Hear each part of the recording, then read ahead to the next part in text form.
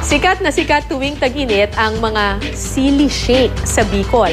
Habang sa Bagak, Bataan naman, dinarayo ang mga nagagandahang beach na patok para sa mga taong gustong magtanggal ng kanilang stress. May news to go si Micaela Papa.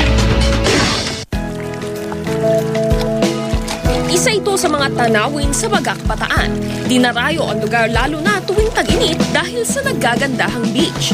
Bukod sa pagsiswimming sa malinaw na tubig, perfect din ang lugar sa mga gustong magtanggal ng stress dahil tahimik dito. Ang mga rock formation sa tabing dagat nagsisilbing viewing deck kung saan matatanaw ang malawak na West Philippine Sea. May mga marirentahang cottage sa halagang 500 hanggang 1,000 piso at meron ding de-aircon na kwartong nagkakahalaga ng 2,500 piso. Sa Bakakay, Albay, matatagpuan ang Pinaghulugan Cave. Agaw atraksyon dito ang calcite crystal sa mga pader ng kuweba na tila mala-diamante ang kinang kapag naiilawan. Ayon sa kwento ng matatanda, libingan daw ang kuweba noong unang panahon. Nagsilbi rin daw itong taguan ng mga residente tuwing may tumatamang kalamidad sa probinsya. Kung magagawin naman sa Bicol, bukod sa pamamasyal, huwag palalampasing mag-food trip.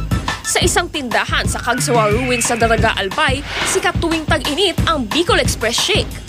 Dahil pagkain Bicolano, syempre sili ang pangunahing sangkap nito.